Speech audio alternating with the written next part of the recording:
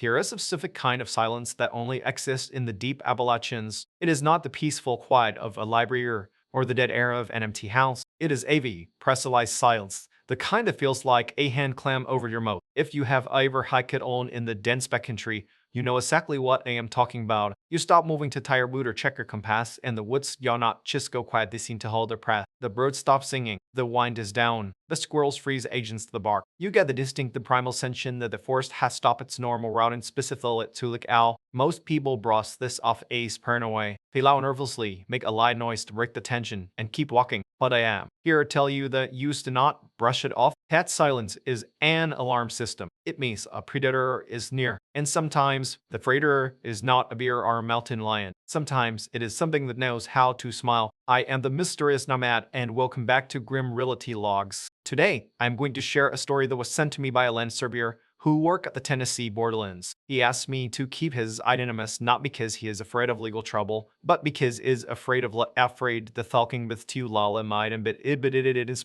This is his warning. If you want to keep these logs open, leave a like and subscribe to Grim Remilis. Let me know in the comments which part of this story kept you uptight. Stay safe. I have been a professional land surveyor for 12 years. I have worked in the swamps of Louisiana, the deserts of Nevada, and the frozen forests of Maine. I am not easily spooked. I am a creature of logics, geometry, and measurements. My world is defined by coordinates, elevations, and property lines. I deal in hard facts. If a tree falls in the woods and I'm not there to map it, it's not matter. That was my mindset until last October. That was before he took the contract for Blackwood Holler. I was in a tight spot financially. My wife, Sarah, had to work for 6 months due to a back injury, and the medical bills were stacking up on the kitchen counter like snowstripes. We were 3 months behind on the mortgage. So when a private equity firm from Chicago contacted me with a rush job, I did not ask too many questions. They needed a boundary survey for H with us an acre plot of land deep in the Blue Ridge Mountains, right near the Tennessee and North Carolina border. They were planning to subdivide it for luxury hunting cabins. The pay was triple my usual rate. But there was a catch. They needed none in 3 days. I looked at the topographical maps. The terrain was brittle, steep ravines, dense ride-and-run house, and zero cell service. Area was locally known as Blackwood Holler, a name that sounded quaint on paper but looked like a jagged scar on the map. I told Sarah it would be met in 4 days tops. She kissed me goodbye and told me to be careful of bears. I allowed and told her the only thing out there was ticks and poison ivy. I wish I had been right. I drove my top Highway 420 on, then turned onto a series of gravel fire raids that got progressively narrower. By the time I reached the exit point, I was crawling at 5 miles per hour, my tires crunching over shale and loose gravel. It was late autumn. The leaves were a round, burning canopy of orange, rye, and gold, but down in the holler, the shadows were already long and purple. I parked my truck at the end of an old logging trail that looked like it had been a vehicle since the 19th finished. I grabbed my toll station, my tripod, and my backpack, which was loaded with enough supplies for 3 days while slow camping. I locked the truck, took a deep breath of the cold mountain air, and started hiking in. The first thing I noticed was the smell. Usually, the autumn would smell like decaying leaves and damp earth. It is a rich, organic smell, but Blackwood Holler smelled sterile. It smelled like ozone and old copper, like the air inside an electricity station. I checked my equipment, wondering if a battery had leaked. But everything was dry. I pushed the thought aside and hiked down if the main raven to locate the starting monument. My job was to find the old iron pins driven ill the ground 50 years ago and mark the line between the private equity linked to the nation farce. I found the first pin easily. I know. It was a rusty iron rod buried under a pile of stones near a creek. I set up my tripod, leveled the instrument, and started shooting my lines for the first 4 hours. It was standard work. I had to roll the brush with my Meiji to set my traverse points and recorded the data. I was in the zone, but around to Feeman, the atmosphere shifted. I was working on a steep slope, measuring a line that ran parallel to a granite ridge. I had set a temporary marker a bright pink plastic flag tied to a wooden stable 300 feet ahead of me. I walked back to my instrument to take the reading. When I looked through the scope to sight the flag, it was gone. I pulled my head back and squinted. I knew I had just stuck it into the ground not 5 minutes ago. I assumed the wind had blown it over, or maybe a deer had knocked it down. I sighed, grabbed my hammer, and hiked back up the slope to reset it. When I got to the spot, my blood ran cold. The stake was not knocked over. It was pulled out. The hole in the ground was clean, as if it had been removed vertically with precision. I looked around, sending the brush for the bright pink ribbon. Then he stole it. About 20 feet up the hill, placed neatly on top of a flat, mossy boulder, was my stake, but it wasn't just lying there. The pink ribbon had been itemized right into a perfect, symmetrical bow and arranged out on the stake were 7 small river stones. They were not scattered. They were placed in a semicircle. They formed a smile. I stood there for a long time, gripping my hammer. I am a large man, 6 foot to 220 pounds. I can help myself, but this felt wrong. It felt childish and threatening at the same time. I looked around the woods. Hello! I called out. Is anyone out here? My voice didn't echo. The trees seemed to answer the sound instantly. No answer, just the wine rustling, the dry leaves. I tell myself it was a hunter messing with me. Looks of hated surveyors they saw iced ace the first wave of an invasion that would turn their hunting grounds into subdivisions. I convinced myself it was just some good old boy trying to spook the city surveyor. Real funny, I joked, trying to sound angry. Raber 10 rattled. Do not touch my equipment. I am calling the game warden. I grabbed the stake, untied the bow with trembling fingers, and jammed it back into the ground. I worked faster after they. I wanted to get as much done as possible before the sun went down, but the feeling of buying watch tickled the back of my neck. It felt like a physical weight, like static electricity building up before a lightning strike. By 5 p.m., the light was failing. The raven plunged issue Alice eerily. I found a flat spot near the creek and set up my small woman tent. I built a fire, not just for warmth, but because I needed the light. I needed to push back the dark. I ate aching of chili and sat by the fire, staring into the black wall trees beyond the ring of light. Every snap of a twig made me jump. I kept my hand near the hatchet on my belt. Around EDM, the silence broke. It started low, barely audible or the sound of the creek. It was a rhythmic sound. Crunch, crunch, crunch. Footsteps, twillig. Footsteps. They were slow and deliberate. They were coming from the direction I had hiked in from. I stood up, grabbing my Hebe-make light flashlight in one hand and my hatchet in the other. Who is there? I shouted. I am armed. The footsteps stopped immediately. I shone the beam of light into the woods. The white light cut through the darkness, illuminating chunks of oak and poplar, casting long, dancing shadows. I swept the light left and right. Nothing. Just trees and brush. I waited for 5 minutes. 10 minutes. My heart was hammering eggs my raps like a trapped bird. Then,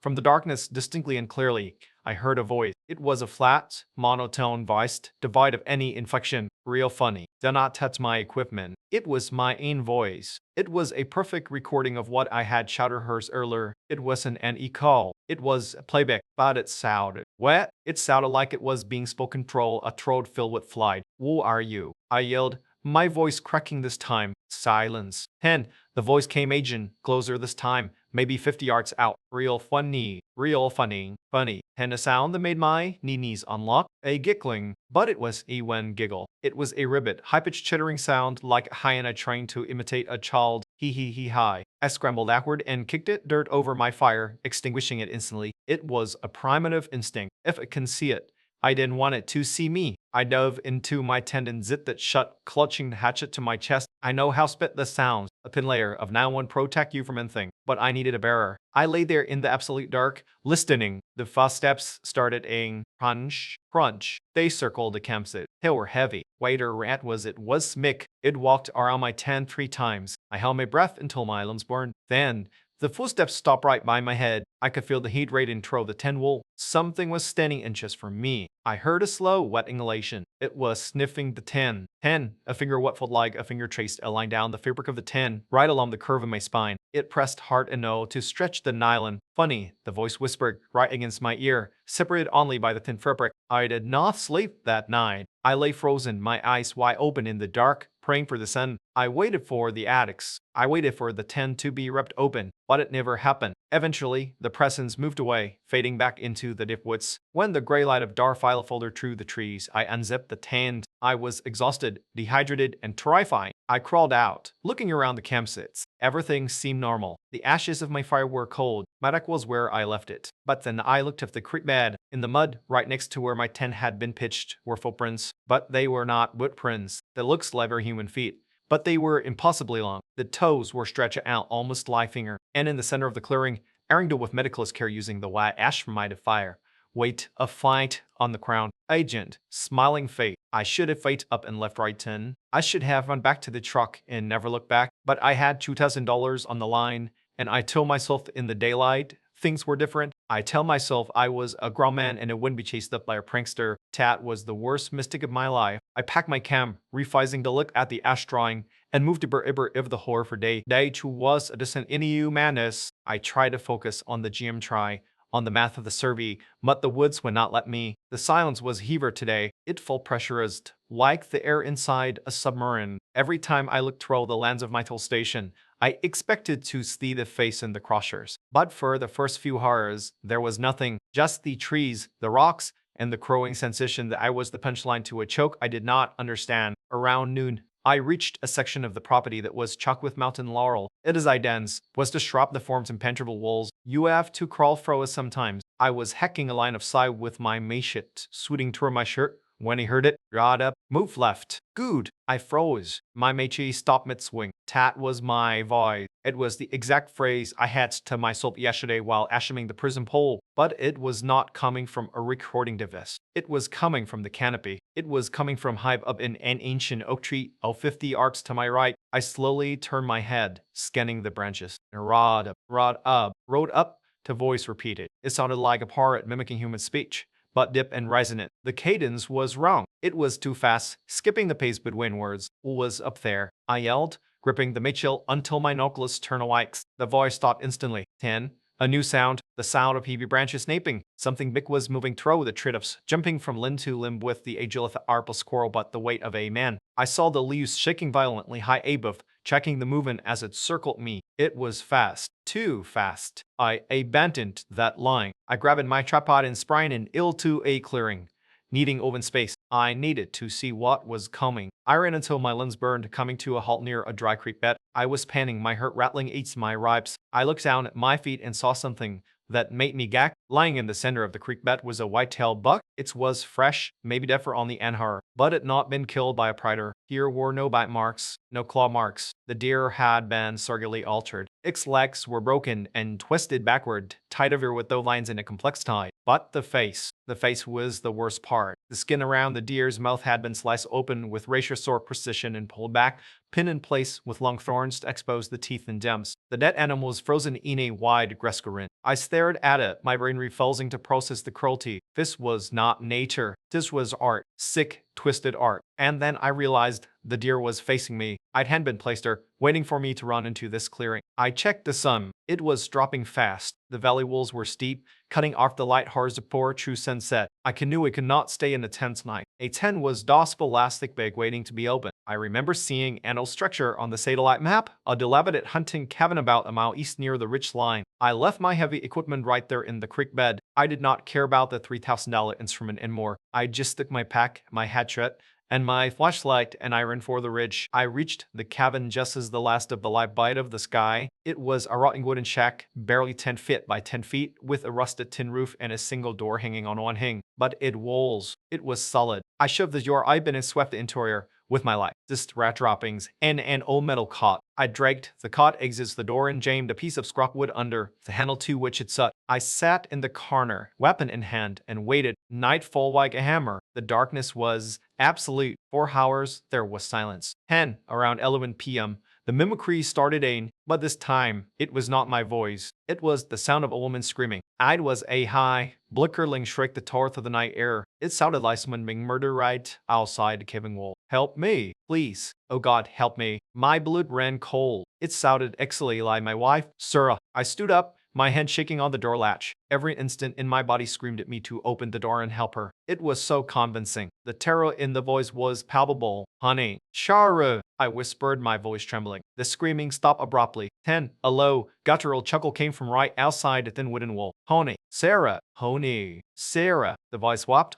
dropping an octave, becoming a deep, grinding bass. It was mocking me. It knew my name. It knew who I loved. I backed away from the wall, hyperventilating. I realized then that I was not dealing with a man. I was dealing with something that learned. Then came the knock. Knock, knock, knock. Halt. Rhythmic. 3 distinct raps on the door. He aimed my flashlight at the door. The wood was old and worked. Through the cracks between the planks, I could see movement. Something was standing on the porch. I saw a sliver of skin through the crack. It was pale, grayish-white, like a fish belly. Let me in, the voice said. It was smooth now, persuasive. It is cold out here. Let me in. I didn't answer. He grabbed the hatchet. The door knob slowly turned. The rusty metal strikes. The makeshift lock held, but the door rattled in the frame. The thing outside pushed against it. I could hear the wood groaning. It was testing the strength of the bearer, not with brute force, but with a slow, crushing pressure. 10. The pressure released. I heard footsteps walking around the cabin. Heavy, wet footsteps. It was circling, looking for an way in. To show my light at the single window. It was barred up with rotted plywood. I saw the nose shaking as something pulled at the boards from the outside. Suddenly,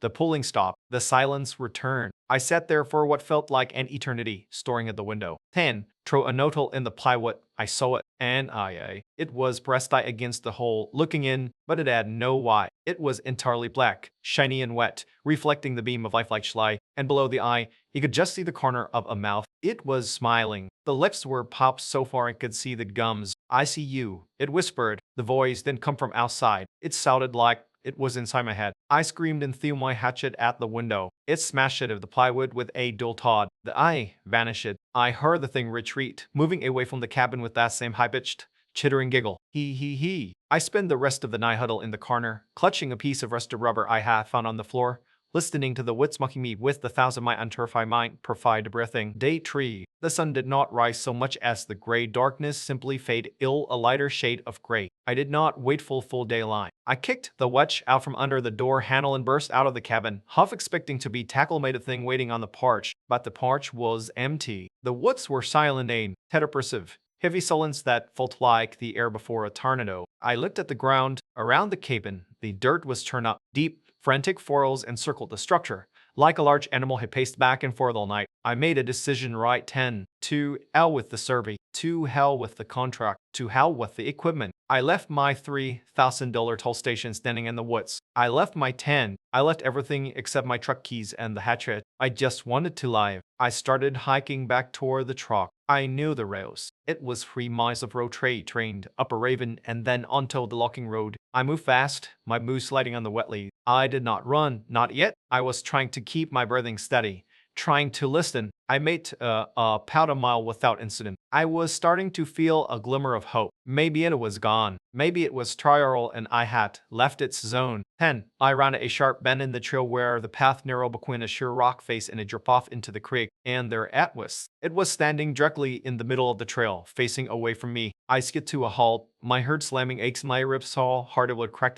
them. It looked like a man. It was wearing a faded red flannel shirt and dirty blue jeans, but the proportions were wrong. The torso was too long. Stretching the flannel, the buttons were ready to pop. The arms hung down past its knees, and it was perfectly, unnaturally still. "Excuse me," I whispered, my voice barely audible. "I am just leaving." The thing did not turn around. Instead, its head tilted to the side, cracking loudly. 10. A single oak leaf detached from a branch above us. It drifted down slowly, slinging in the stagnant air. As soon as the leaf dropped past the creature shuddered, the thing moved. It was a plur, a spasm of violence. Its arm snapped out with the speed of a manna shrimp striking its priking. It snatched the leaf out of the air so fast my eye could barely track it. A snap!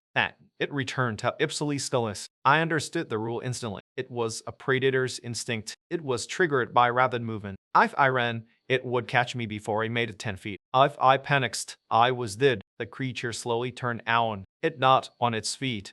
On its feet. Its feet stayed planted forward. Its torso quested 180 degrees, with the sound of wet leather stretching. I saw its face. It was the face of a man, maybe 40 years old, with pale, waxen skin, but the eyes were wide and unblinking, rimmed in red, and the mouth was cut into a permanent, tear grin. The lips were pulled back to real teeth that had into Noah's sharp heights. It looked at me.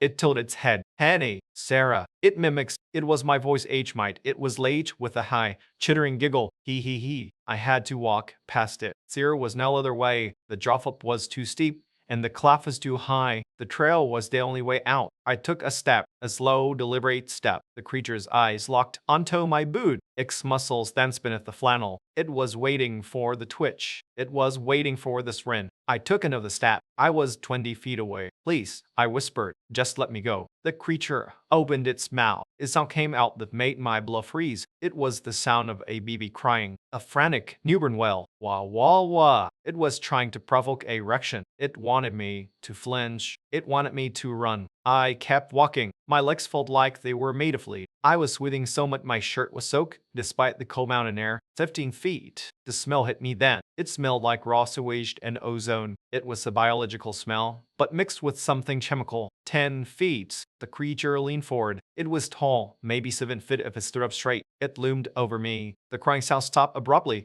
replaced by a low, grinding growl that vibrated in my chest. I kept my eyes on the crowd, refusing to look at its face. I watched its hands. The fingers were long and pale, tipped with black, curved nails. They twitched at its sides, hungry for movement. 5 feet. I was right next to it. I could hear its breathing. It was a wet, rattling sound, like air bubbling through liquid in its lungs. I felt a cold hand brush against my shoulder. It was light, almost gentle. It was testing me. Run, it whispered, the voice wide in my ear. It smelled of rot. Run, run, run. It was a command. It was begging me to play the game. I bit the inside of my cheek until I tasted blood. I focused on the cravel under my boots. Step, step, step. Do not run. Dot run. I paced it. I felt its gay burning ill at the back of my neck. I expected claws to sink in my spine any second. I expected to be dragged backward into the darkness, but nothing happened. I walked another 10 yards, 20 yards. I did not look back. I knew if I looked back, I would break. I would run. And if I ran, I would die. I kept the agonizingly slow pace for what felt like hours. Every instinct in my primal brain was screaming at me to flee, to fly. But I forced my legs to move in a rhythm. Left, right, behind. I heard a sound. Crunch, crunch, crunch. It was following me. It was matching my pace exactly. It was walking just far enough behind me that I can see it in my peripheral vision, but close enough that I could hear the wet roar, the wet rebel of its breath. It was hurting me. I reached the logging road. The truck was inside, parked exactly where I had left it. It looked like a spaceship, a beacon of safety from another world. The sun was beginning to set again. I had been walking for hours. The shadows were stretching out, reaching for me. The footsteps behind me sped up. Crunch, crunch, crunch, crunch. It was losing patience. The game was ending. I was 50 yards from the truck. I reached into my pocket and ripped the keys. I had to time this perfectly. If I fumbled the keys, I was dead. If I dropped them, I was dead. 30 hours. The voice behind me changed. It was no longer mimicking. It was speaking in a language I didn't understand. It sounded like rocks, rhyming tiger. Glag, carrot. I could feel the whine of its movement. It was close. 20 yards. I pulled the keys out. I held the fob. I pressed the unlock button. The truck's lights flashed to amber. Chirp, chirp. The sound triggered it. The moment the truck chirped, the thing shrieked. It was a sound of pure predatory rage. Broke the rule. I ran. I sprinted the last 20 yards with everything I had. Behind me, the crunching of leaves turned into a chaotic crashing. It was charging. I slammed it into the driver's side door. I jammed the key into the lock. My hands were shaking so bad I almost missed an one jet of foam. I threw myself inside and slammed. The door shut just as something heavy collided with the metal. Caught. The whole truck rocked on its suspension. I locked the door. I jammed the key into the ignition. The engine sputtered. No, no, no, please, I begged. I looked out the driver's side window. Pressed against the glass, filling the entire frame, was the smiling face. It was mashing its features against the window. Smears of gray slime streaked the glass. It was licking the window. The engine caught. It roared to life. I threw the truck into reverse and forward it. The tire spun, kicking up gravel, and then caught chasing. I shot backward, swinging the front end around. The creature didn't let go immediately. It held onto the door handle, its long nails screeching against the pane. I swerved hard to the left, shaking it off. It tumbled into the ditch. I slammed it into drive and tore down the logging road. I was doing 50 on a road meant for 10. Rocks were banging against the undercarriage. I didn't care. I looked in the rearview mirror. It was standing in the middle of the road, watching me go. It raised one long arm and waved, but it wasn't on. As my headlights swept across the tree line, I saw them. Dozens of them, standing in the woods, lining the road like a silent hunter guard,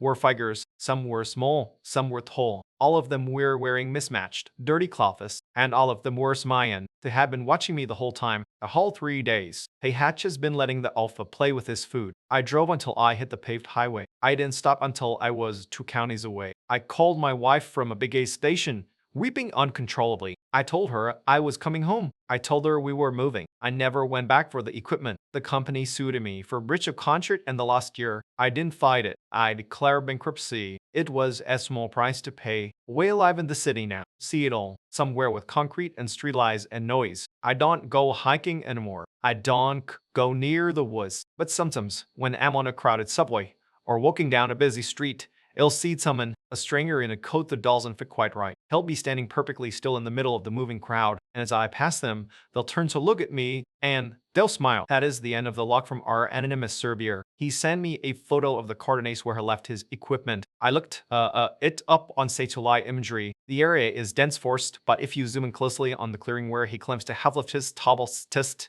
you can see something. It is blurry, and it might just be a trick of the light or a glitch in the satellite data, but it looks like a ring of white stones arranged in a perfect circle. And in the center, there is a dark shape that looks remarkably like a person laying down. Or perhaps it is a trap waiting for Zinkiris and El to go looking for $3,000 worth of Avenger. The scary thing about stories like this is not the creature Axel, it is the intelligence behind it. Animals kill for food or defense, but the thing in Blackwood Holler was not just hunting. It was playing. It understood psychological warfare. It knew how to ease a man's love for his wife against him. It knew how to mimic the sounds of safety to lure him into danger. It understood the concept of a smile, but it did not understand the emotion behind it. To that thing, a smile is just a shape you make with your before you eat. The Surveyor paid a heavy price for the job. He lost his reputation, his credit score, and his sense of reality. But he kept his life. Many people go missing in Toast Mountains every year. Authorities usually blame it on false exposure or beer addicts. But beers donite typing ribbons it abows. Beers dar surgically outer deer. And beers prettily donna smile. If you are ever in the dipwits and you hear absolutely silence stop, if you hear your own voice calling back to you from the trees,